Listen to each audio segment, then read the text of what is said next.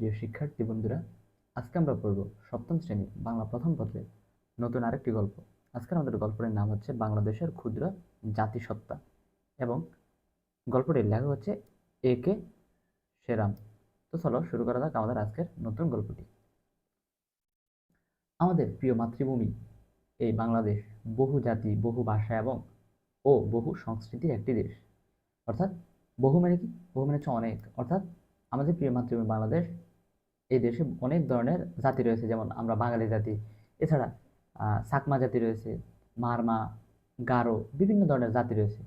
বহু ভাষা অর্থাৎ অনেক ভাষার মানুষ রয়েছে বাংলাদেশে, যেমন চাকমাদের নিজস্ব ভাষা আছে, আমরা বাংলা ভাষায় কথা বলি। আবার গারোদের নিজস্ব ভাষা আছে, রাখাইন যারা তাদের নিজস্ব ভাষা আছে। এবং কি বলছে যে বহু সংস্কৃতির একটি দেশ। অর্থাৎ সংস্কৃতি মানে কি? সংস্কৃতি মানে হচ্ছে কালচার। অর্থাৎ এক একজনের কালচার এক এক রকম। যেমন আমাদের মুসলিমদের কালচার আলাদা, চাকমাদের কালচার আলাদা, আবার হিন্দুদের কালচার আলাদা। অর্থাৎ এক এক জনের কালচার এক এক রকম। কালচার মানে কি? কালচার মানে বোঝা যায় তাদের জীবন আচরণ, তাদের সংস্কৃতি, তাদের অনুষ্ঠান, তাদের উৎসব পালন করা। যেমন আমরা কি উৎসব পালন করি? যেমন আমরা যারা মুসলিম আছি তারা ঈদ উৎসব পালন করি, আবার যারা হিন্দু আছে তারা পূজা উৎসব পালন করে। অর্থাৎ এক এক জনের সংস্কৃতি এক এক রকম। এই জন্য বলছি যে বহু সংস্কৃতি। বহু সংস্কৃতি মানে কি? মানে অনেক ধরনের সংস্কৃতি। এখানে প্রধান জনগোষ্ঠী বাঙালির পাশাপাশি রয়েছে প্রায় অর্ধশত ক্ষুদ্র জাতিসত্তা। প্রধান জনগোষ্ঠী কারা? প্রধান জনগোষ্ঠী হচ্ছে বাঙালিরা। অর্থাৎ আমরা হচ্ছে প্রধান জনগোষ্ঠী। কেন আমরা প্রধান জনগোষ্ঠী? কারণ আমরা সংখ্যায় বেশি। ক্ষুদ্র, ক্ষুদ্র মানে কি? ক্ষুদ্র মানে হচ্ছে ছোট। জাতিসত্তা, ক্ষুদ্র জাতিসত্তা কারা? ক্ষুদ্র জাতিসত্তা হচ্ছে মারমা, চাকমা এবং গারো, রাখাইন। তো তারা কেন ক্ষুদ্র জাতিসত্তা? কারণ তারা সংখ্যায় অনেক কম। যেমন চাকমারা কি আমাদের তুলনায় সংখ্যায় অনেক কম বাংলাদেশে, তেমনি দেশের প্রধান ও রাষ্ট্রভাষা বাংলার পাশাপাশি রয়েছে অনেক ভাষা এবং ওইসব জাতিগোষ্ঠীর নানা বর্ণের বিচিত্র সংস্কৃতিও। অর্থাৎ ক্ষুদ্র জাতিসত্তার পাশাপাশি কি রয়েছে? প্রধান এবং রাষ্ট্রভাষা বাংলার পাশাপাশি কি আরো অনেক ধরনের ভাষা বাংলাদেশের মধ্যে রয়েছে। ওইসব জাতিগোষ্ঠীর নানা বর্ণের বিচিত্র সংস্কৃতিও। কোন জাতিগোষ্ঠীর? ওইসব বলতে কোন জাতিগোষ্ঠীর কথা এখানে বলা হয়েছে? ক্ষুদ্র যেসব জাতিগোষ্ঠী আছে তাদের কথা বলা হয়েছে। তারপর আমরা সবাই জাতীয়তার পরিচয় এক এবং দেশকে ভালোবাসার ক্ষেত্রেও ঐক্যবদ্ধ। ঐক্যবদ্ধ মানে কি? ঐক্যবদ্ধ মানে হচ্ছে মিল থাকা। অর্থাৎ আমরা মুসলিম হতে পারি, হিন্দু হতে পারি, কেউ চাকমা, কেউ মারমা, কেউ বৌদ্ধ হতে পারি, কিন্তু সবার একটাই পরিচয়। সবার পরিচয় কি? সবাই হচ্ছে বাংলাদেশি। জাতীয়তার পরিচয় মানে কি? জাতীয়তার পরিচয় হচ্ছে আমরা যে বাংলাদেশি, সেই পরিচয়টা। এবং দেশকে ভালোবাসার ক্ষেত্রে ঐক্যবদ্ধ। অর্থাৎ এখানে হিন্দু, বৌদ্ধ, মুসলিম সবাই কি দেশকে ভালোবাসে। বৈচিত্র্যের মধ্যেও এই যে একতার শক্তি, এটি আমাদের বাংলাদেশকে সুন্দর ও বর্ণময় করে তুলেছে। আচ্ছা, বৈচিত্র্যের মধ্যে মানে কি? বৈচিত্র্য মানে হচ্ছে ভিন্নতা। অর্থাৎ কি আমাদের সবার ধর্মের মধ্যে কি ভিন্নতা আছে। যেমন আমরা কেউ মুসলিম ধর্মের, কেউ হিন্দু ধর্মের, কেউ বৌদ্ধ ধর্মের। তো এই যে বৈচিত্র্য বা ভিন্নতার মধ্যেও কি আমাদের মধ্যে কি একটা একতা আছে বা মিল আছে। বাংলাদেশে বসবাসরত ক্ষুদ্র জাতিসত্তার সংখ্যা নিয়ে ভিন্ন ভিন্ন মত রয়েছে। অর্থাৎ বাংলাদেশে ক্ষুদ্র জাতিসত্তার সংখ্যা কয়টা, এটা নিয়ে কিন্তু মতভেদ আছে। অর্থাৎ এটা কারো মতে যে 50 হতে পারে, কারো মতে 50-এর বেশি, কারো মতে আবার কি 50-এর কম। তবে সাধারণভাবে এই সংখ্যা 46টি বলে অনুমিত। তাহলে এটা এমসিকিউ পরীক্ষার জন্য খুবই ইম্পর্টেন্ট যে স্বাভাবিকভাবে বা সাধারণভাবে বাংলাদেশের ক্ষুদ্র জাতিসত্তার সংখ্যা কয়টা? অ্যান্সার কি হবে? অ্যান্সার হবে 46টি। পার্বত্য চট্টগ্রামের রাঙামাটি, খাগড়াছড়ি ও বান্দরবানের বিভিন্ন পাহাড়ি জনপদ ছাড়াও দেশের সমতল ভূমি যেমন কক্সবাজার, পটুয়াখালী, বরগুনা, ময়মনসিংহ, জামালপুর, টাঙ্গাইল, বগুড়া, রাজশাহী, পাবনা, দিনাজপুর ও সিলেট অঞ্চলে প্রধানত এদের বসতি।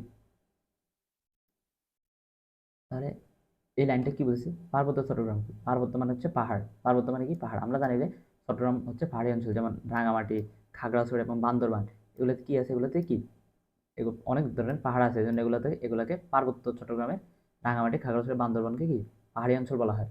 বিভিন্ন পাহাড়ি জনপদ ছাড়াও সমতল ভূমি। আচ্ছা, সমতল ভূমি মানে কি? সমতল মানে হচ্ছে সমান্তরাল। অর্থাৎ পাহাড় হচ্ছে কি? পাহাড় হচ্ছে উঁচু নিচু। পাহাড় কি? উঁচু নিচু। আর সমতল ভূমি যেমন কক্সবাজার, পটুয়াখালী, এগুলোতে পাহাড় নেই, তো এগুলো কি? উঁচু নিচু না। যেগুলো উঁচু নিচু না, সমান, সেগুলোকে বলা হয় সমতল ভূমি। আর যেগুলোতে পাহাড় আছে, উঁচু নিচু, সেগুলোকে বলা হয় পার্বত্য অঞ্চল। আর এগুলো কি বলা? এগুলোকে বলা হয় সমতল ভূমির অঞ্চল। কেন? কারণ এগুলোতে পাহাড় নাই। পাহাড় না থাকার কারণে এগুলোতে কি? এগুলোতে উঁচু নিচু নেই, এগুলো সব অঞ্চল কি? সমান। আশা করি বুঝতে পারছো। তাহলে কোনগুলা সমতল ভূমি? এই যে এখানে যতগুলো জেলা আছে সবগুলো কি সমতল ভূমি। এসব জনগোষ্ঠী শত শত শত শত বৎসর ধরে এই ভূখণ্ডে বসবাস করছে। কোন ভূখণ্ড? এখানে বাংলাদেশের কথা বলা হয়েছে। তাহলে কোন জনগোষ্ঠী? এই যে বিভিন্ন ক্ষুদ্র জাতিসত্তা আছে, তারা কি শত শত বছর ধরে এই ভূখণ্ডে বসবাস করতেছে। তাদের প্রায় প্রত্যেকের রয়েছে নিজস্ব ভাষা। আচ্ছা, নিজস্ব ভাষা অর্থাৎ যারা আছে ক্ষুদ্র জাতিসত্তা যেমন চাকমা, মারমা, তাদের কি নিজস্ব ভাষা আছে, অর্থাৎ সবার ভাষা কি আলাদা আলাদা। সাহিত্য, সংস্কৃতি অর্থাৎ তাদের কি সাহিত্য এবং সংস্কৃতি আলাদা। প্রতিটি জাতিগোষ্ঠীর কাছে তাদের ভাষা ও সংস্কৃতি খুবই প্রিয়, অর্থাৎ যতগুলা ক্ষুদ্র জাতিসত্তা আছে সবার কাছে কি তাদের ভাষা এবং সংস্কৃতি কি অনেক বেশি প্রিয়। বাংলাদেশে যেসব সংখ্যা স্বল্প জাতিসত্তার বাস, তাদের মধ্যে উল্লেখযোগ্য হলো চাকমা। সংখ্যা স্বল্প কেন বলছে? স্বল্প মানে হচ্ছে অল্প, অর্থাৎ এই যে চাকমারা তারা কি সংখ্যায় অনেক অনেক কম আমাদের তুলনায়। আমরা যারা মুসলিম বা হিন্দু আছি তাদের তুলনায় কি চাকমারা সংখ্যা অনেক কম বাংলাদেশে। তারা কারা? চাকমা, মারমা, ত্রিপুরা, গারো, সাঁওতাল, মণিপুরী, খাসি, ম্রো, রাখাইন, হাজং, তঞ্চঙ্গ্যা, বম, কোচ, পাহাড়িয়া, রাজবংশী, মালো, ওরাও ইত্যাদি। এদের মধ্যে প্রধান কয়েকটি জনগোষ্ঠীর জীবন ও সংস্কৃতির পরিচয় সংক্ষেপে উপস্থাপন করা হলো। অর্থাৎ যারা মেইন ক্ষুদ্র জাতিসত্তা আছে তাদের নিয়ে আমরা এখানে আলোচনা করব। এই যে তোমরা দেখো চাকমা এবং মারমা, তোমরা যখন পড়বা তখন দেখবে এবং চাকমা এবং মারমাদের মধ্যে অনেক বেশি মিল রয়েছে। দেখো তাদের নামের মধ্যেও কিন্তু মিল আছে। কি মিল দেখো, এখানে প্রথম বর্ণ কি স, এর সাথে একটা কি আকার আছে। এখানে প্রথম বর্ণ ম, এর সাথে একটা আকার আছে। তারপর পরের বর্ণ কি ক, এর সাথে এখানে কিন্তু আকার ইকার রস্টিকার দীর্ঘিকার কিছুই নেই। এখানেও পরের বর্ণ কি র, এর সাথে কিন্তু আকার ইকার কিছুই নেই। এখানে পরের বর্ণ কি তৃতীয় বর্ণ ময়াকার মা, এখানেও তৃতীয় বর্ণ কি ময়াকার মা। তাদের নামের মধ্যে মিল আছে এবং তাদের কি জীবনযাপনের মধ্যে অনেক বেশি মিল আমরা দেখতে পাবো। তো চলো আমরা শুরুতে চাকমাদের নিয়ে আলোচনা করি। মঙ্গোলীয় জনগোষ্ঠীর অন্তর্গত চাকমাদের প্রধান বসতি পার্বত্য চট্টগ্রামের রাঙ্গামাটি, খাগড়াছড়ি ও বান্দরবান জেলায়।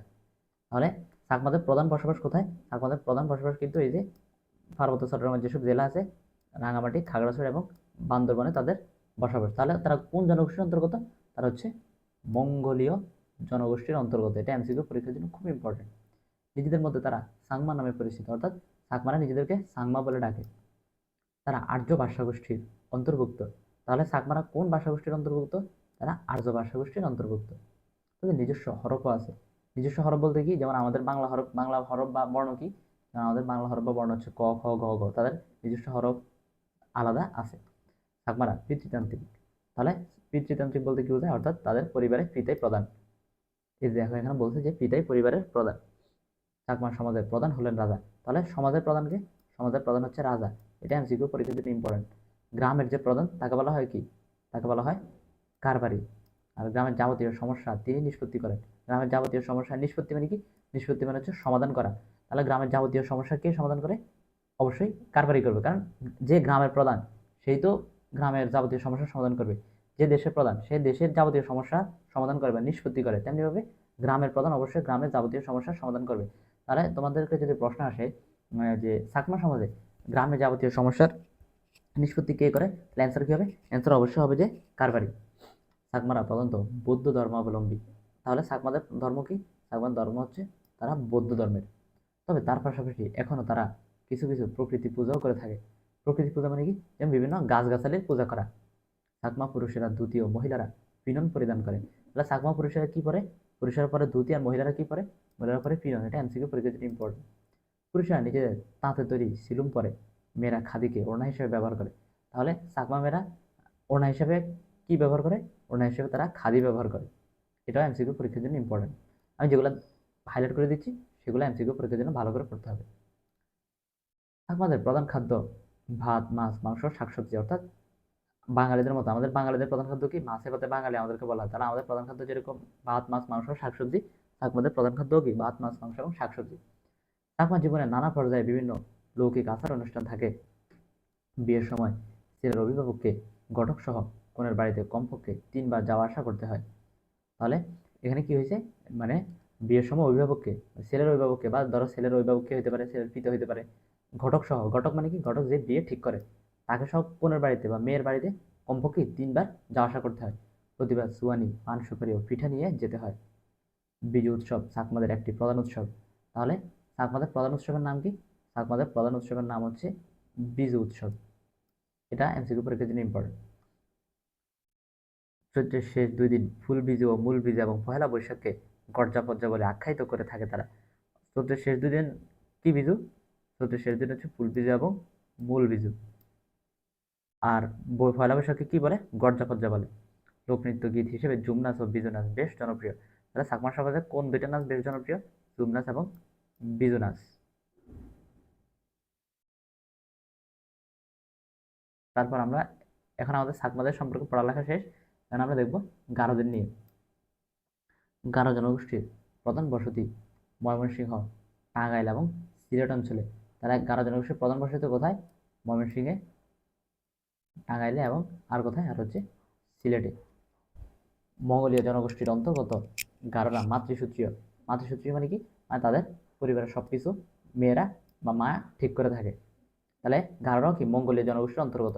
চাকমারাও কিন্তু মঙ্গোলীয় জনগোষ্ঠীর অন্তর্গত। মেয়েরা পরিবারের সম্পত্তির মালিক হয়। তাহলে পরিবারের সম্পত্তির মালিক হয় কে? মেয়েরা। কোথায়? গারো গারো সমাজে। বিয়ের পর বর স্ত্রীর বাড়িতে গিয়ে বসবাস করে থাকে। বর অর্থাৎ ছেলে কি মেয়ের বাড়িতে গিয়ে বসবাস করে। সন্তান সন্ততিরা মায়ের পদবি ধারণ করে, তবে পরিবার সমাজ পরিচালনার শাসনে পুরুষেরাই দায়িত্ব পালন করে থাকে।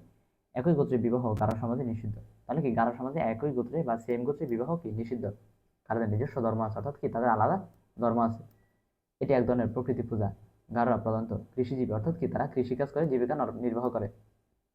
পাহাড়ে বসবাসকারীরা ঝুম চাষ করে। পাহাড়ে যেসব গারো বসবাস করে তারা কি করে? তারা হচ্ছে ঝুম চাষ করে। আর সমতল ভূমির গারোরা নারী ও পুরুষ একসাথে সাধারণ নিয়মে কৃষিকাজ করে। গারোরা জন্ম থেকে মৃত্যু অবধি জীবনের নানা পর্যায়ে বিভিন্ন ধর্মীয় ও সামাজিক আচার অনুষ্ঠান পালন করে। অলঙ্কারও ব্যবহার করে থাকে তারা। তাহলে অলঙ্কার কারা ব্যবহার করে? অলঙ্কার ব্যবহার করে গারোরা। গারো সংস্কৃতিতে গীত বাদ্য ও নৃত্য। নৃত্য কি? নৃত্য মানে হচ্ছে নাচ। আর গীত বাদ্য কি? মানে হচ্ছে গীতা পাঠ করা। তাদের নিজস্ব কিছু বাদ্যযন্ত্রও আছে। ফসল বোনা, নবান্ন, নববর্ষ ইত্যাদি উপলক্ষে বিভিন্ন উৎসবের আয়োজন হয়। ওয়াঙ্গালা গারোদের একটি জনপ্রিয় উৎসব। তাহলে গারোদের জনপ্রিয় উৎসবের নাম কি? গারোদের জনপ্রিয় উৎসবের নাম হচ্ছে ওয়াঙ্গালা। আর চাকমাদের জনপ্রিয় উৎসব কি ছিল? চাকমাদের জনপ্রিয় উৎসব ছিল বিজু। এখন আমরা দেখবো মারমাদের নিয়ে। আমি তোমাদেরকে আগে বলছি যে মারমা এবং চাকমাদের মধ্যে অনেক বেশি মিল আছে। তো দেখো, তারাও মঙ্গোলীয় জনগোষ্ঠীর অন্তর্গত। চাকমা, গারো এবং মারমা সবাই মঙ্গোলীয় জনগোষ্ঠীর অন্তর্গত। প্রধান বসতি কোথায়? পার্বত্য চট্টগ্রামের বান্দরবান, রাঙামাটি এবং খাগড়াছড়িতে। দেখো, চাকমাদের সাথে মারমাদের অনেক মিল। চাকমারা কোথায় বাস করে? চাকমারাও কিন্তু পার্বত্য চট্টগ্রামের বান্দরবান, রাঙামাটি এবং খাগড়াছড়িতে বাস করে। এবং মারমারাও কি একই জায়গায় বাস করে। মারমা ভাষা ও মঙ্গোলীয় ভাষা পরিবারে তাদের নিজস্ব বর্ণমালাও আছে। অর্থাৎ আমরা যেরকম দেখছি যে চাকমাদের নিজস্ব বর্ণমালা আছে, এখানে কিন্তু মারমাদেরও কি নিজস্ব বর্ণমালা আছে। মারমারা প্রাচীনকাল থেকে বৌদ্ধ ধর্ম অবলম্বী। তাহলে চাকমারা কোন ধর্মাবলম্বী ছিল? চাকমারাও কিন্তু বৌদ্ধ ধর্মের ছিল। দেখছো, চাকমাদের মধ্যে এবং মারমাদের মধ্যে অনেক বেশি মিল আছে। তারা বিয়ের সময় ধর্মীয় ও লোকাচার মিলিয়ে নানা অনুষ্ঠান পালন করে। নিজেদের গোত্রে বিবাহকে মারমা সমাজে উৎসাহিত করা হয়। গারো সমাজে কি নিষেধ করা হয়, আর মারমা সমাজে কি নিজেদের গোত্রে বিবাহকে উৎসাহিত করা হয়। এরপর দেখো, মারমারা পিতৃতান্ত্রিক। তাহলে পিতা পরিবার প্রধান। আমরা দেখছি চাকমারাও পিতৃতান্ত্রিক। তো চাকমা এবং মারমাদের মধ্যে অনেক বেশি মিল আছে। সম্পত্তির উত্তরাধিকারে ছেলে ও মেয়েদের সমান অধিকারের কথা বলা আছে। উত্তরাধিকার মানে কি? মানে হচ্ছে সম্পত্তি ভাগাভাগির ক্ষেত্রে। তবে পরিবার ও সমাজ জীবনে পুরুষেরই প্রাধান্য থাকে। বিয়ের পর নারী পুরুষ ইচ্ছে করলে মা বাবার বাড়ি কিংবা শ্বশুর বাড়িতে স্থায়ীভাবে বসবাস করতে পারে। মারমাদের সামাজিক ব্যবস্থায় রাজা প্রধান। তাহলে সামাজিক ব্যবস্থা প্রধান কি? প্রধান হচ্ছে রাজা। মারমারা জুম চাষ করে এবং বনজ সম্পদ আহরণের মাধ্যমে জীবিকা নির্বাহ করে। বনজ সম্পদ আহরণ মানে কি? বনের মধ্যে যেসব সম্পদ আছে সেগুলো তারা সংগ্রহ করে। আহরণ মানে হচ্ছে সংগ্রহ করা। বৌদ্ধ ধর্মাবলম্বী হলেও মারমারা এখনও বিভিন্ন দেবদেবীর পূজা এবং নানা আচার অনুষ্ঠানাদি পালন করে। তার সবচেয়ে বড় উৎসব হলো নববর্ষের সাংগ্রাই দেবীর পূজা এবং এ উপলক্ষে আয়োজিত সাংগ্রাই উৎসব 3 দিন ধরে চলে। তাহলে সাংগ্রাই উৎসব কদিন চলে? 3 দিন ধরে চলে। আর সবচেয়ে বড় উৎসব কি? সবচেয়ে বড় উৎসব হচ্ছে সাংগ্রাই দেবীর পূজা। তো এই ছিল আমাদের মারমাদের নিয়ে আলোচনা। মারমাদের নিয়ে আমরা দেখছি যে মারমা এবং চাকমাদের মধ্যে অনেক মিল আছে। কি কি মিল? সবাই মঙ্গোলীয় জনগোষ্ঠীর অন্তর্গত। মারমা এবং চাকমা দুজনই, যদিও গারোরাও মঙ্গোলীয় জনগোষ্ঠীর অন্তর্গত। মারমারা কোথায় বাস করে? চট্টগ্রামের বান্দরবান, রাঙামাটি এবং খাগড়াছড়িতে। চাকমারাও কি সেম জায়গায় বসবাস করে। দুই উভয় ধর্মাবলম্বী। তারা কি সবাই বৌদ্ধ ধর্মের অন্তর্ভুক্ত। কারা? মারমা এবং চাকমা। মারমারা পিতৃতান্ত্রিক, আমরা দেখি চাকমারাও পিতৃতান্ত্রিক। তো মারমা এবং কি চাকমাদের মধ্যে অনেক বেশি মিল আছে। তারপর দেখো, এরপর আসছে আরেকটা ক্ষুদ্র জাতিসত্তা। সেই ক্ষুদ্র জাতিসত্তার নাম কি? সেই ক্ষুদ্র জাতিসত্তার নাম হচ্ছে মণিপুরী। বাংলাদেশের ক্ষুদ্র জাতিগোষ্ঠীর মধ্যে মণিপুরী জাতি অন্যতম। এদের আদি নিবাস ভারতের মণিপুর রাজ্য। এটা মনে রাখা খুব সহজ। ভারতের একটা রাজ্য আছে, তার নাম মণিপুর। তাহলে আদি নিবাস কোথায়? আদি নিবাস হচ্ছে মণিপুর। নাম হচ্ছে তারা মণিপুরী এবং আদি নিবাস মণিপুর। মনে রাখা ইজি।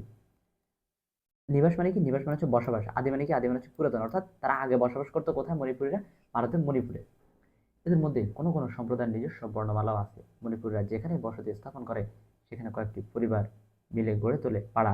প্রতিটি পাড়াতে থাকে দেব মন্দির ও মণ্ডপ। প্রতিটি পাড়াতে কি থাকে? দেব মন্দির থাকে, মণ্ডপ থাকে। দেখো, মন্দির, মন্দির এটা কাদের ধর্মের অন্তর্ভুক্ত? মন্দির হচ্ছে ধর্মীয় উপাসনালয় কাদের? এটা হচ্ছে হিন্দু ধর্মের। তো আমরা জানি ভারতের বেশিরভাগ মানুষ কি হিন্দু ধর্মের অন্তর্ভুক্ত। তো দেখো, তাহলে এখানে স্বাভাবিকভাবে মণিপুরীরা পাড়াতে কি দিবে? অবশ্যই কি দেব মন্দির দিবে, যেহেতু তারা হিন্দু ধর্মের। এবং কি দিবে? মণ্ডপ। তো এই দুইটাই কি হিন্দুদের। মন্দির এবং মণ্ডপ দুইটাই হিন্দুদের। এটা এখন তোমাদের কাছে প্রশ্ন করে যে কাদের প্রতিটি পাড়াতে দেব মন্দির থাকে এবং মণ্ডপ থাকে, তাহলে অ্যান্সার করা কিন্তু খুবই সহজ। কেন? কারণ মণিপুরীরা হিন্দু, যেহেতু তারা ভারতের। এবং আমরা জানি হিন্দুদের উপাসনালয় হচ্ছে মন্দির। তো এখানে চাকমা এবং গারো কিন্তু বা মারমা কিন্তু অ্যান্সার হবে না। অ্যান্সার হবে অবশ্যই কি মণিপুরি, যেহেতু তারা হিন্দু। ওই মন্দিরও মণ্ডপকে ঘিরেই আবর্তিত হয় ওই পাড়ার যাবতীয় ধর্মীয় সামাজিক কর্মকাণ্ড। মণিপুরী সমাজে পাড়া বা গ্রাম ও পানসার বা পঞ্চায়েতের ভূমিকা খুবই গুরুত্বপূর্ণ। এটা কি হবে? এটা হচ্ছে পঞ্চায়েত। অর্থাৎ মণিপুরী সমাজে পাড়া বা গ্রাম ও পানাসার বা পঞ্চায়েতের ভূমিকা কি? পঞ্চায়েতের ভূমিকা অনেক বেশি গুরুত্বপূর্ণ।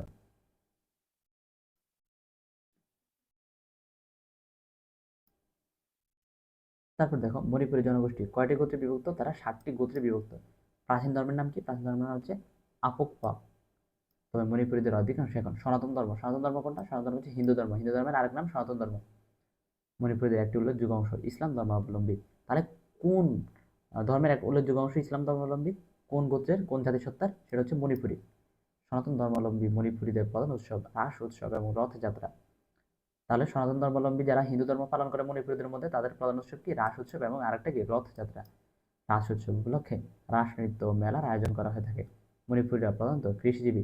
ভাত, মাছ, শাকসবজি মণিপুরীদের প্রধান খাদ্য। তাহলে প্রধান খাদ্য কি? প্রধান খাদ্য হচ্ছে ভাত, মাছ, শাকসবজি।